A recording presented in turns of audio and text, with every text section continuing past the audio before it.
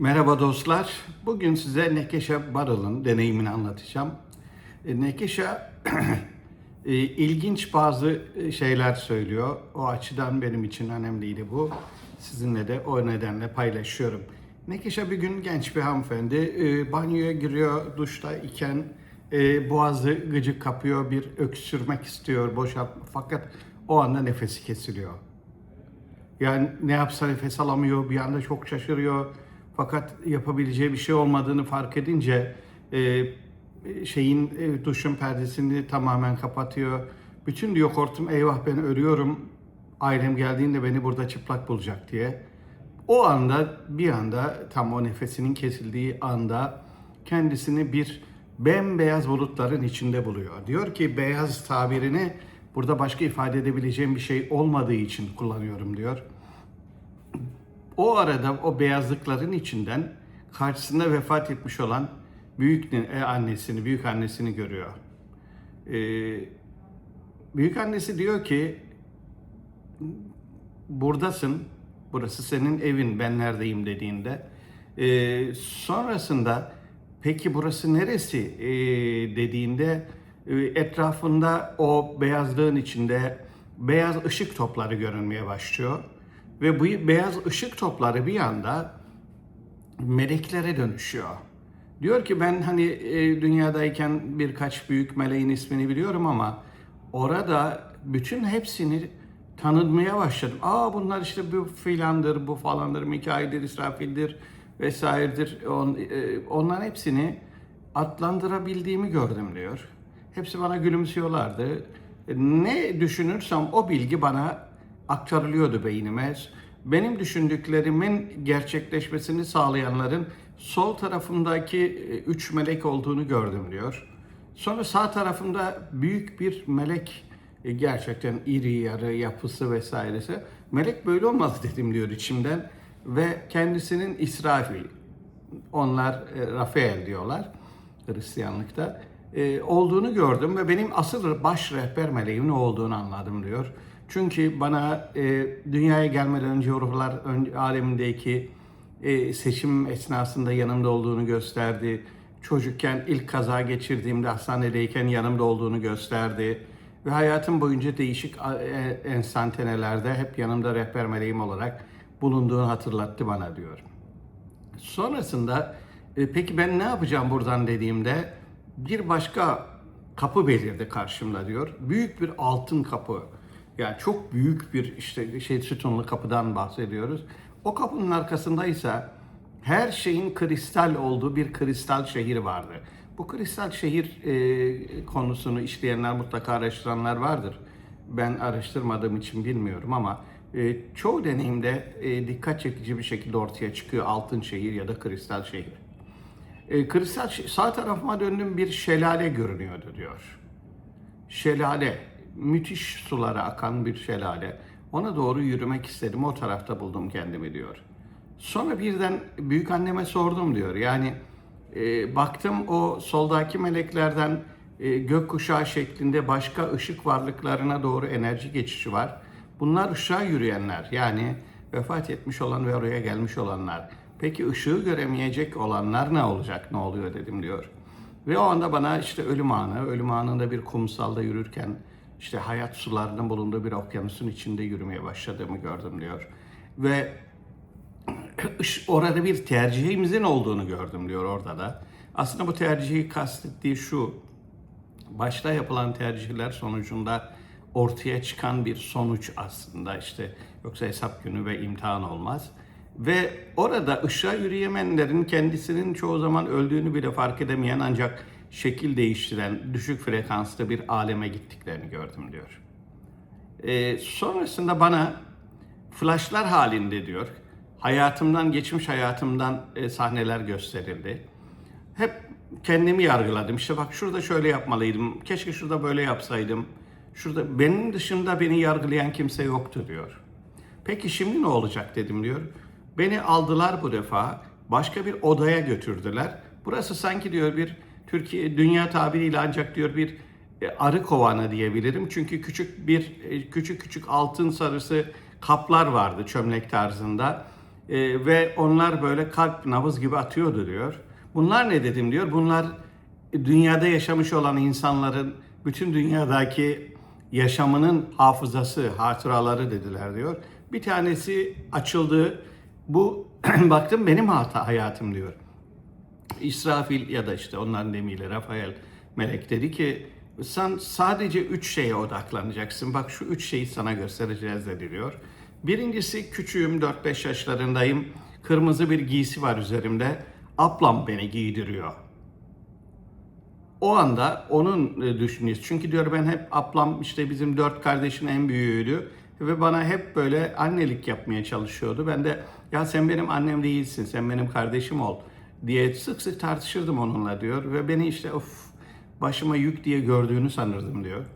Oysa diyor onun düşüncelerine girindiğinde aslında onun benim yaşımdayken daha önce çocukken dua ettiğini ya Rabbi bana bir küçük kız kardeş verirsen işte o kız kardeşi ömür boyunca koruyacağım, kollayacağım diye dua ettiğini. Dolayısıyla beni o gün bir şeye hazırlarken, giydirirken de ben bu çocuğu ömrüm boyunca koruyacağım diye düşündüğünü ve hissettiğini, müthiş bir sevgi hissettiğini fark ettim ve ona müthiş bir sevgi hissetmeye başladım daha fazla diyor.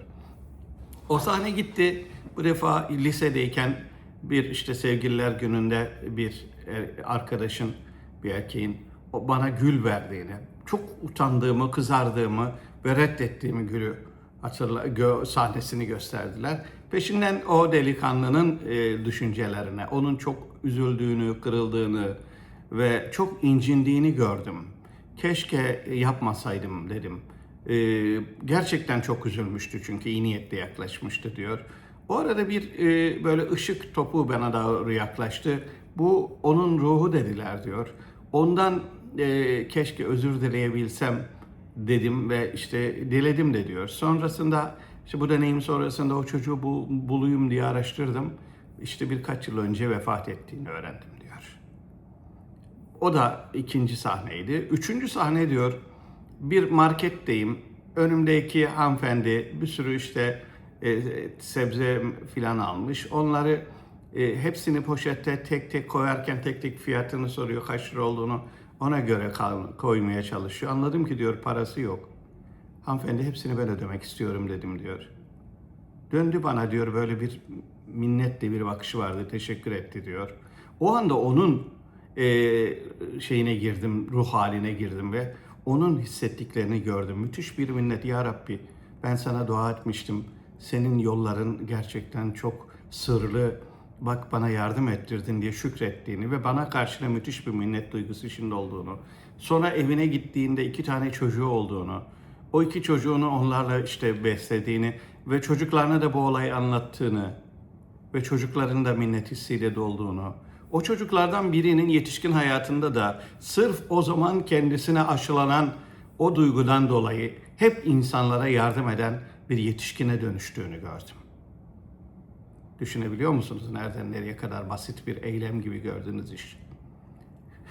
Ve diyor yapılan işin, tercihlerimizin gerçekten hayatımızı ve başkalarının hayatını müthiş etkilediği gösterildi diyor. Orada bu işler bittikten sonra dünyada aslında bizim içimize gelen böyle hani tahmin dediğimiz şeylerin aslında bizim kendi tercihlerimiz olduğunu ve onlara itibar etmemiz gerektiğini ve bizim tercihlerimize göre küresel eğilimin de o yönde olacağını yani kolektif tercihlerin yönlendireceğini ve öyle hiçbir şeyin bizim irademizin haricinde bizim tercihlerimize rağmen oluşmadığını gördüm diyor. Tabi burada kader planını biz hep aktif plan olarak anlatmıştık size. Yani öyle önceden yazılmış, konmuş bir kenara kilidi kapatmış bir şeyden çok an bu an olduğu için Rabbimiz için geçmiş, gelecek ve bugün hepsi o anda bizim tercihimize göre oluştuğunu söylüyor. Ve dünyanın geleceğinin de buna göre şekilleneceğini söylüyor. Nekeşa ondan sonrasında diyor ki şimdi ne olacak? Ben burada kalabilir miyim? O kristal şehre girebilir miyim? Orayı keşfedebilir miyim dedim. Ancak büyükannem hayır sen geri döneceksin dedi. Herhangi bir tartışma imkanım ya da itiraz etme imkanım yoktu. Bir anda kendimi bedenimin orada buldum. Bir karanlık alemde buldum ama önce diyor. Burası neresi dedim. Burası yaşamın başladığı yer dediler. Yaratılışın başladığı yer. O karanlık bir anda diyor sanki birisi bir balona iğne batırmış gibi ışıkla dolmaya başladı ve ben fiziksel bedenimi hissetmeye başladım ve kendime geldim diyor. Nekışan'ın deneyimi bundan ibaret. Burada özellikle hayatından gösterilen 3 enstantanenin hepsinin kendi içindeki kıymeti çok önemli. Ama hepsinin söylediği o iyiliğin kelebek etkisi dediğimiz husus. 2 şeyi temel kural olarak. 1, empati duygunuz yüksek olacak. Mutlak surette karşısındakinin duygularını dikkate alarak hareket edeceksiniz. Yani ben böyle davranırsam, bunu söylersem, acaba karşıdaki ne hisseder, onu kırar mıyım? Onun ne hissettiğini dikkate alarak hareket etmek. İkincisi, iyi niyetli olmak. Ablasına karşı ön yargılı. Ya bu küçük kız kardeşim hep bana işte sıkıntı çıkarıyor, başıma bela gibi diye düşündüğünü sanarken tam tersinin olduğunu, onun kendisi duasının karşılığı olduğu için ona hep böyle koruyuculuk hissinin oradan kaynaklandığını öğreniyor. Onun için iyi niyetle, karşımızdakinin de iyi niyetli olduğunu düşünerek hareket etmek. Ama bunda bir kural var. Hani iyi niyet, hüsnü niyet, ademi itimat derler. İyi niyetle düşün ama itimat etme, güvenme. Test edene kadar diye. Ve tabii o arada üçüncüsü de iyiliğin nasıl başkalarına ve başkalarının ömrüne yayılabildiği. Bu 3 tane husus, bu deneyimden öğrendiğimiz hususlar. Melekler meselesi, mesela işte bizde İsrafil, onlar da Rafael dedikleri melek, şifa verici, yardım edici melek anlamında. Onlar da literatürlerinde adlandırılıyor. Rehber meleği aslında hepimiz hayatımızın belli noktalarında görüyoruz, biliyoruz ama bu tabii bize unutturulduğu için hatırlamıyoruz. Bu tür deneyimlerde hatırlatılıyor. Size bir rehber meleğin nasıl yardım ettiğini görmek isterseniz, zor bir anında, bir karar anında bir karar verirken aslında o sizin tercih yapmanıza yardım eden duygu oradan geliyor. Onu bilesiniz. Ve çoğu zaman kötü bir şey yapacağınız zaman yapma sesi içinizde, vicdanınızdan, sağduyunuzdan geliyor sandığınız şey de gene rehber meleğinizden geliyor. Ama çoğu zaman nefsimiz ve şeytan daha güçlü gelebiliyor. O uyarıya aldırmayabiliyoruz. Dolayısıyla bugün sizinle paylaşmak istediğimiz husus bunlar oldu. Bu arada 12 Haziran'la ilgili enteresan şeyler söylüyorlar. İşte 12 Haziran'da gerçekten hani böyle uzaylıların gelip dünya ile doğrudan fiziksel temas kuracakları, işte insan kaçıracakları diye. Baba Yanga'nın sanıyorum öyle bir kehaneti var. Bir futbol etkinliği esnasında bir spor karşılaşması esasında olacak. Çok ilginç. 12 Haziran'da Dünya Kupası başlıyor. Bir de ayrıca neydi? Spielberg'in Disclosure, İfşa Günü diye bir filmi var. İşte bu karşılaşmayı anlatan. O da 12 Haziran'da vizyona giriyor. Ama bütün bunlarla ilgili ben hep sadece şunu söylüyorum size. Hiç endişe etmeye gerek yok. Biz Cenab-ı Hakk'ın iradesi haricinde bir karşılaşmanın ya da kötülüğün olabileceğini düşünmüyoruz zaten. Dolayısıyla biz sadece hayret makamında Ya Rabbi bugün bana ne göstereceksin? Hangi mucizeni, hayattan hangi dersini göstereceksin bakış içinde? O 12 Haziranları da öyle göreceğiz. Sonrasını da o şekilde yaşamaya devam edeceğiz. Önemli olan oradan bizim irademiz dışında ne geldiği değil, bizim irademizi nasıl kullandığımız. Biz az önce söylediğimiz kurallar çerçevesinde iyi niyetle, empati kurarak ve iyilik etme niyetiyle hareket edersek her şey güzelleşecek inşallah. Bizim hayatımız en azından güzelleşecek. Bu önemli. Yani dünya çapındaki afetler bu sene mesela süper El Niño geliyor diyorlar. Daha yeni 8.2 oldu açıklanan Filipinler depremi meselesi var. Bunlarda da gördüğümüz bir şeyi sadece o deprem vesilesiyle söyleyeyim. Bu kadar yıkıcı, gerçekten yıkıcılık ölçeği çok yüksek olan bir depremde depremin ölçeğine göre az sayıda insan vefat etti.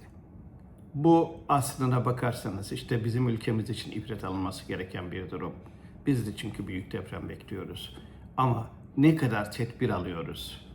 Ne kadar? Sadece acaba işte deprem uzmanlarının hangisi ya olmayacak diyorsa ona inanmayı tercih edip önlem almadan devam ediyoruz. Başkalarının ne yaptığı önemli değil. Hatta devletin ne yaptığı önemli değil. Biz ne yapıyoruz? Biz kendimizi güvenceye alabilecek tedbirleri aldık mı? Yani bunlar önemli. Yani herkes kendi iradesini doğru yönde kullanarak ancak hayatını sürdürebilir. Ondan sonrasında tabii kendi iradesi dışında kalan hususlarda yapacak bir şey yok. O külli iradenin bir tezahürü olacak. Bunu da böyle görmekte fayda var. Gönlünüzü ferah tutun. Her şey güzel olacak. Ne zaman güzel olacak? Bu dünyadan gittiğimize güzel olacak. Kimin için? Bu dünyada tercihlerini doğru yapan, Rabbine inanan ve Rabbini seven, onunla teması hiç kesmeyen, onun namına yarattıklarını seven ve yarattıklarına iyilik eden iyi insanlar için konuşuyoruz biz burada. Ve ben bütün izleyicilerimizin o grupta yer aldığını düşünüyorum. Ve inanıyorum ki hepiniz etrafınızdaki insanlara da bunu yaymaya çalışıyorsunuz. Yaymak söylemek değil, hep çocuklarınıza eğitmekte söylediğim gibi. Örnek olmak çok önemli. Siz örnek olacaksınız. O örneklikten ya bu güzel örneğin kaynağı ne diye merak edecekler ve sizin gibi davranmaya başlayacaklar inşallah. Bir de ne olur yani bu videoların bir eğer şeyi olacaksa, teşekkürü olacaksa bunu etrafınıza bu videoyu seyrettikten hemen sonrasında birine bir iyilik yaparak gösterin, birine bir sevgi göstererek yapın, olur mu? Böylece onlar çoğalsınlar. Ha biraz da bencillik yapıyor muyum? Yapıyorum. Öyle bir hayra vesile olduğum için ben de sevabını alacağım diye. Ama amacımız nedir? Cenab-ı Hakk'ın rızasını kazanmak ve cennetteki o büyük ağacın altında inşallah bu sohbetleri hep birlikte şakalaşarak, gülerek, güzel manzaralar ve nimetler eşliğinde yapabilmek. Rabbim onu nasip etsin hepimize. Rabbim bütün sıkıntılarınızı gidersin. Rabbim gönüllerinizi ferahlatsın. Yoklarınızı vara çevirsin inşallah. En dar zamanınızda size yardımcı meleğinizi göndersin inşallah. Rabbim gönüllerinizi ferah ve işlerinizi rast getirsin. Hoşça kalın.